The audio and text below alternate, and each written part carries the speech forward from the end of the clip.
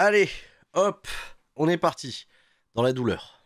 Après un dimanche passé allongé et un lundi matin à aller faire des radios, c'est donc le dos en vrac que je vais vous parler des Saturday Night's Main Event. L'emblématique grand événement des années 80 a donc fait son retour à la WWE pour un épisode spécial qui en amènera d'autres, diffusé sur la chaîne NBC et un peu partout dans le monde sur YouTube, sauf, oui, en France, en Belgique, en Suisse, ça sera rediffusé sur AB Explore ce mardi soir. Et Saturday Night's Main Event n'était donc pas un Premium Live Event, c'était donc bien un show télévisé qui s'apparentait à un Premium Live Event au vu de son format, 5 combats, pas d'angle entre les matchs, mais à la grande déception de beaucoup, pourtant il fallait s'y attendre, beaucoup de coupures publicité. Alors pas de problème contre la publicité, ça fait vivre un programme télévisé, mais les publicités pendant des matchs présentés comme des combats à gros enjeux, même les combats de championnat principaux, ça c'est un peu plus pénible. Bilan des courses, un premier événement qui a duré 2 heures, un événement, je l'ai bien compris, qui n'a pas répondu à toutes vos attentes, et un événement pour lequel le sujet le plus discuté n'était même pas pendant cet événement.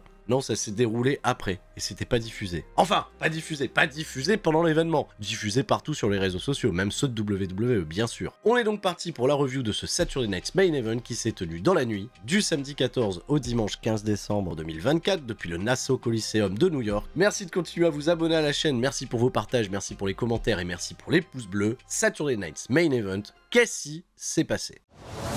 Une présentation full nostalgie, le vieux logo de WWF qui fait sa réapparition, bon sans le F bien évidemment, ça vous connaissez les raisons. Le générique des Saturday Night's Main Event remanié mais avec la musique originale et ça c'était particulièrement stylax et j'ai adoré également qu'on soit revenu à un autre truc traditionnel, une entrée beaucoup plus étroite pour que les catcheurs aient la possibilité de taper dans les mains des spectateurs de part et d'autre. Le look old school pour les arbitres, la présence de Jesse the Body Ventura qui viendra commenter le main event entre Cody Rhodes et Kevin Owens, qui nous ponctue aux côtés de Jota Sitor ses meilleures réflexions, toujours dans la gimmick de heel. Alors je sais que pour les plus jeunes, vous n'êtes pas familier avec le travail de Jesse Ventura, mais c'était un incroyable color commentator à l'époque, qui était clairement heel dans le gimmick, mais toujours avec des vérités plutôt tranchées. C'est vraiment la dynamique que Bobby Heenan et lui ont insufflé à plein de color commentators par la suite, qui auront cette attitude un petit peu plus marquée du côté des méchants. À ça, on rajoute quelques caméos, des apparitions surprises, des légendes, les légendes de WWF, voilà, j'étais content quand même. Coco Beware, Greg Valentine, Tito Santana et Jimmy Hart, puisqu'il est toujours là, il doit dormir dans la réserve, c'est pas possible. Et là, la première surprise de la soirée, c'est le retour de ce bon vieux Pat McAfee qui va commenter aux côtés de Michael Cole. Et autre surprise pour ma part, le premier match sera Drew McIntyre contre Sami Zayn.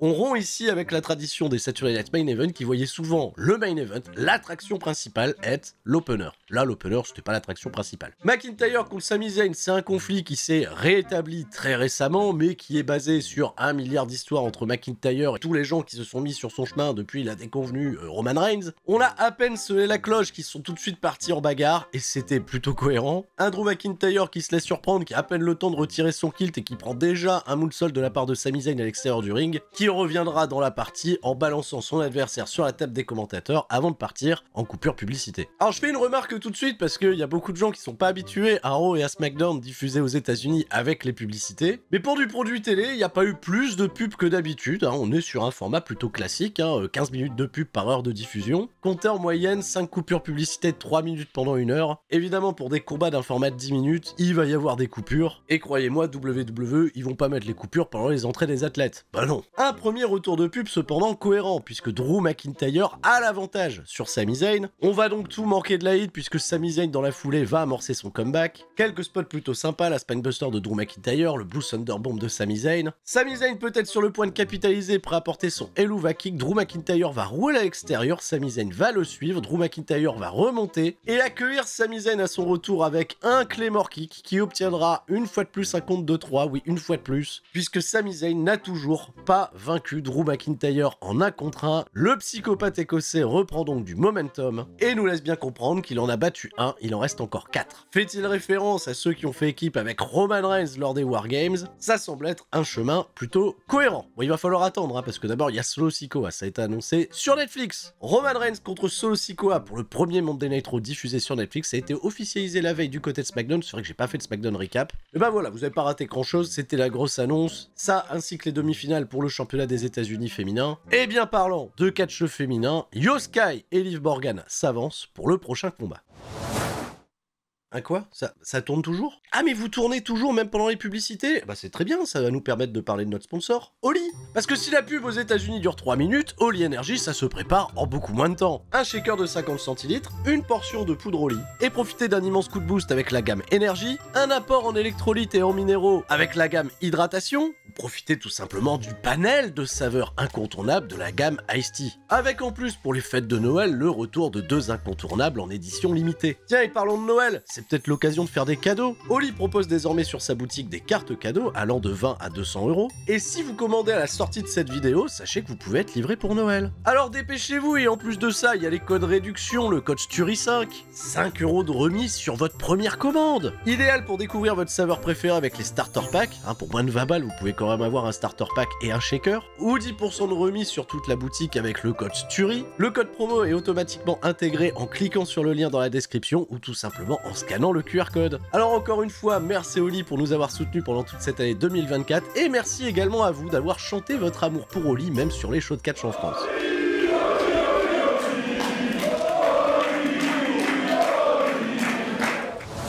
Yoska, la challengeuse de Liv Morgan, fait son arrivée la première. Liv Morgan ne vient pas accompagnée de Raquel Rodriguez et Dominique Mysterio qu'elle va laisser sur le stage d'entrée. Allons-nous avoir un règlement de compte en bonne et due forme pour cette défense de titre d'une Liv Morgan qui aurait besoin, je l'avais dit au Sturistradamus, d'une victoire décisive pour établir son momentum avant d'aller affronter probablement Rhea Ripley. Vous prenez cette prédiction et vous l'appliquez, puisque 9 minutes plus tard, Liv Morgan va battre Clean de chez Clean Yoskai. Ouais.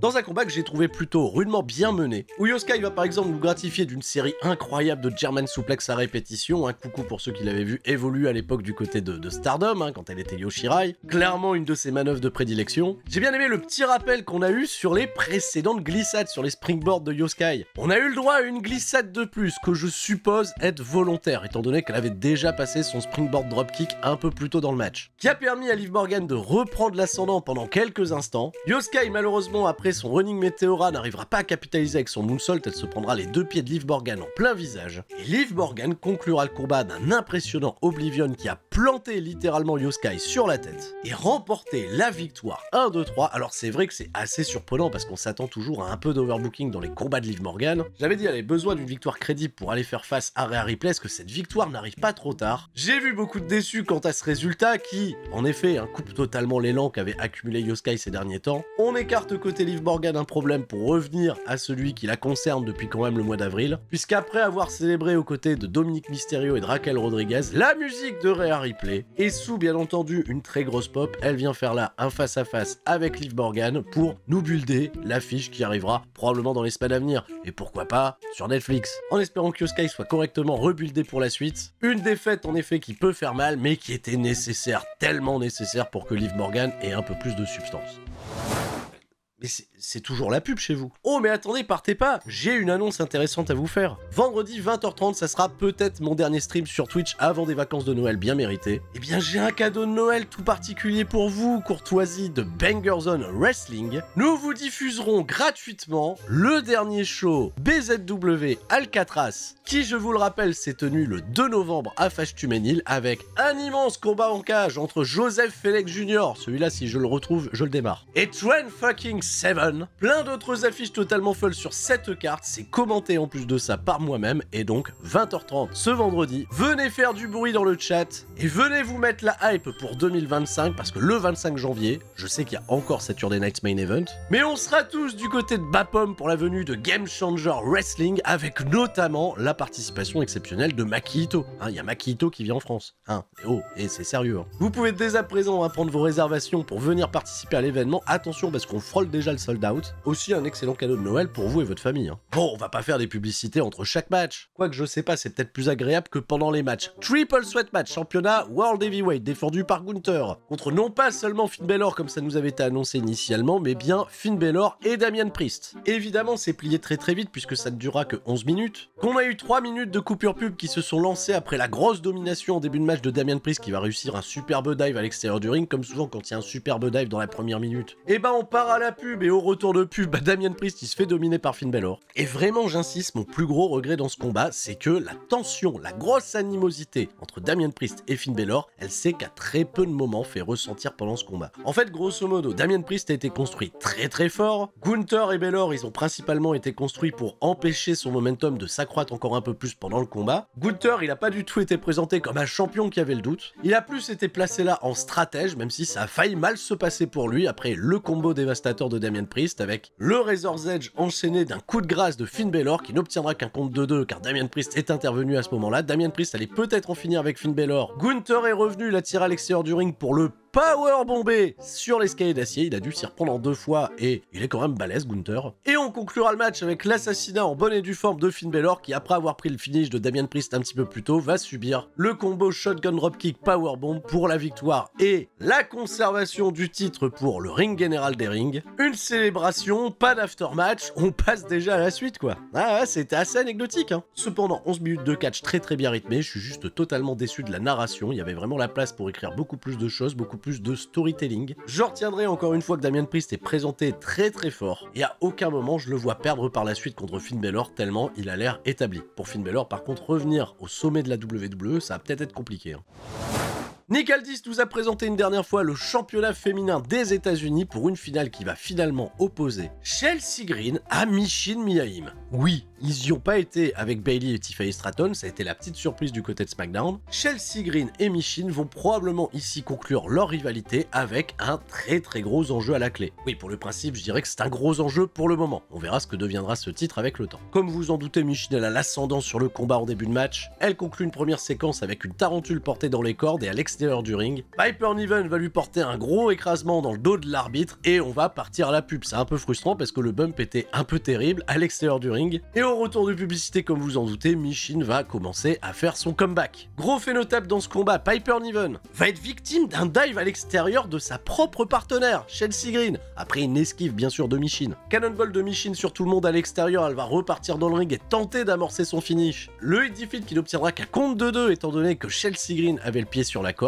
bien joué, beau placement. Et c'est grâce à une dernière distraction de Piper Niven que Chelsea Green va réussir à porter son non-prettier d'une manière assez originale pour remporter la victoire et devenir la première championne féminine des États-Unis. Bravo à elle, bravo pour ce moment. À peine 8 minutes et en plus de ça entrecoupé d'une pub, c'est un peu regrettable. Mais tout ce qu'on a vu présenté dans le ring était plutôt chouette, ça racontait des choses intéressantes, notamment pour la suite. Et la célébration finale m'a rappelé un autre moment qui est arrivé il y a quelques années, dont personne se souvient. Voilà, c'est le moment où Piper Niven, elle porte Chelsea Green. Je me suis dit, tiens, est-ce qu'elle va lui faire une Electric Chair Drop? Est-ce qu'elle va se retourner contre elle? Comme l'avait fait Nia Jax pour tourner face face à Alexa Bliss. Voilà, c'est vrai, personne s'en souvient. Personne. Ouais. Je me dis, au vu de la popularité de Chelsea Green, hein, qui a été bien plus acclamé que son adversaire qui est censé être babyface, je commence véritablement à penser qu'on nous a pas placé ça là sans raison. Ravi cependant pour Chelsea Green et curieux de voir l'écriture de ce championnat et l'évolution de son personnage dans les semaines à venir.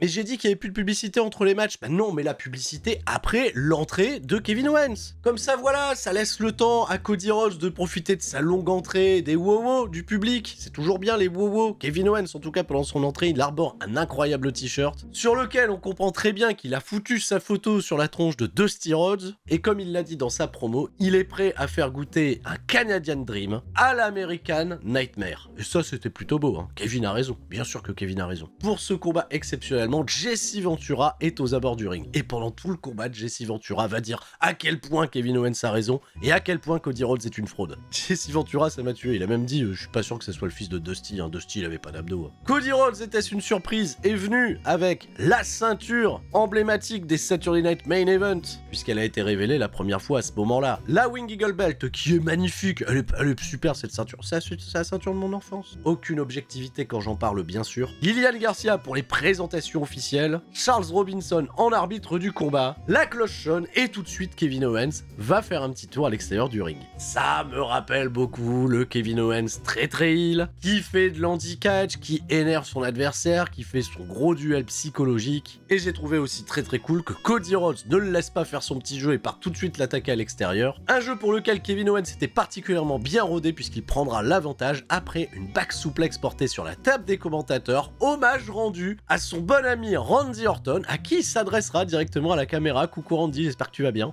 Et on est après ça parti à la publicité, mais en picture in picture. Ouais, là cette fois-ci on pouvait voir ce qui se passait pendant le combat. Alors Cody, Kevin Owens, pas de problème, les autres matchs ont pu, c'est ça? C'était pas assez important, ça paye moins la pub quand on fait du picture-in-picture? Bah je rigole pas, c'est une vraie question, je suis assez curieux de savoir comment ça fonctionne aux États-Unis. Bon d'ailleurs pendant le picture-in-picture, on a pu profiter de Kevin Owens qui continue de travailler la jambe blessée de Cody Rhodes. Cody parvient à faire des comebacks, mais Kevin Owens trouve toujours des parades pour s'enfuir du ring. Ah, c'est un petit peu sa stratégie. RKO de Cody Rhodes porté sur Kevin Owens sur la table des commentateurs. Et là, tout le monde fait des clins d'œil. Le Cody Cutter n'obtiendra qu'un compte de E. Kevin Owens dans un compte va essayer de caser son stunner, repousser, puis un crossroads contré et Cody Rhodes s'effondre sur l'arbitre. Charles Robinson est à terre, Kevin Owens porte son stunner et on aurait pu compter jusque 3 et bien au-delà. Le public du Nassau Coliseum a compté, Kevin Owens aurait pu être champion. Un arbitre est arrivé à la bourre bien évidemment pour un compte de 2 dégagement de Cody Rhodes. Kevin Owens aura donc plein d'autres occasions de se plaindre. Cody Rhodes fait un comeback et rate son disaster kick qui termine directement dans l'arbitre. Deux ref bump, donc Kevin Owens veut tirer profit de tout ça, il envoie Cody dans le poteau et va chercher une chaise. Cody parvient à l'esquiver et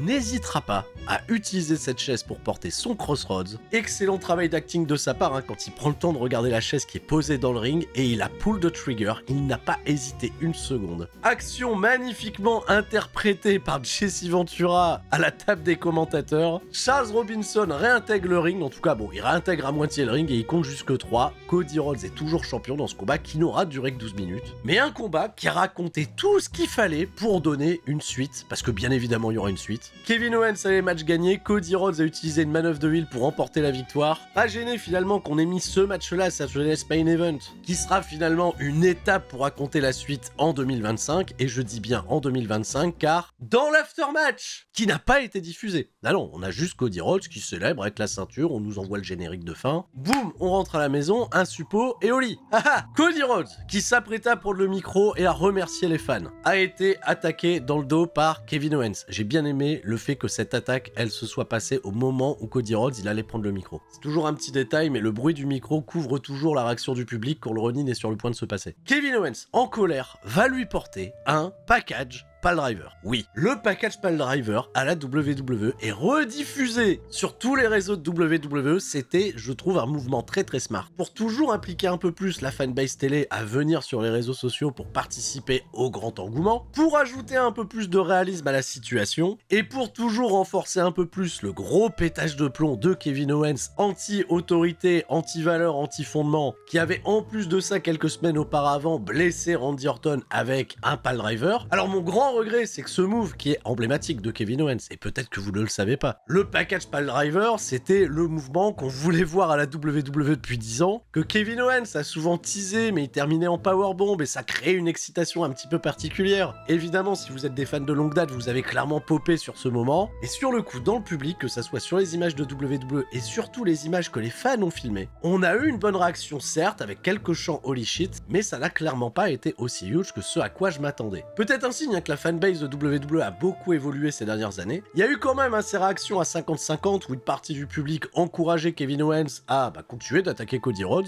Ça chantait des One More Time, il y a quand même le service de sécurité qui est arrivé. Kevin Owens, il a fini par partir en volant la ceinture de Cody Rhodes. Enfin bon, il a volé la ceinture qui n'était pas la ceinture officielle. Qu'est-ce que c'est que ces gens pas fichus de voler les bonnes ceintures, hein? Les bonnes ceintures. Oula, c'est à la mode ça en ce moment. Et ça aussi, ça a été filmé par les fans. Triple H s'est impliqué. Il est sorti de sa gorilla position pour aller bousculer Kevin Owens qui célébrait avec le titre qu'il avait piqué sur la rampe d'entrée. Je suis très curieux de voir comment la situation va évoluer parce que Kevin Owens a encore une fois plein d'arguments pour dire à quel point il a raison, à quel point il aurait peut-être même dû être champion ce soir. Et est-ce que WWE dans son écriture joue pas à un jeu dangereux, mais dont elle maîtrise très très bien les codes, rassurez-vous, d'essayer de mettre de plus en plus de la hit sur un Cody Rhodes qui pourrait très très bien down the road faire un heel turn et alimenter peut-être le compteur de sympathie pour un Kevin Owens qui pourrait très bien se retrouver dans les mêmes pompes qu'un CM Punk en 2011. Il doit signer son contrat d'ailleurs, Kevin Owens, non? Bilan des courses, après cette soirée de samedi, je trouve sincèrement que Saturday Night's Main Event a été une excellente étape. Ok, on avait peut-être des très grosses attentes. On pensait à des changements de titre, à des arrivées de The Rock, etc.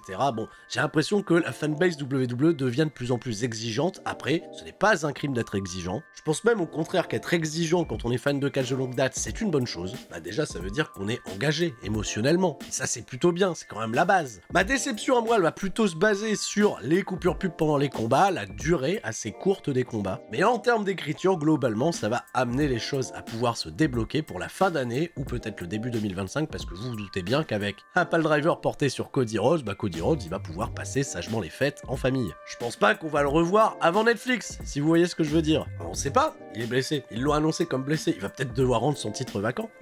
Quoi qu'il en soit, on suivra tout ça dans les semaines à venir. Quoique, je vais juste faire le Raw Recap cette semaine. À partir de samedi, je serai donc bien en congé. Je vous en parle un petit peu plus en détail demain lors du recap. Merci encore à tous de m'avoir suivi. Merci aussi de m'avoir suivi pendant toute cette année 2024. Encore une fois, on a vécu les 10 années de la chaîne. Je vous fais les gros bisous et tout le monde reste fort. Sauf mon dos, je souffre, je suis en galère. C'était Sturi. Ciao, bye bye. J'ai très mal.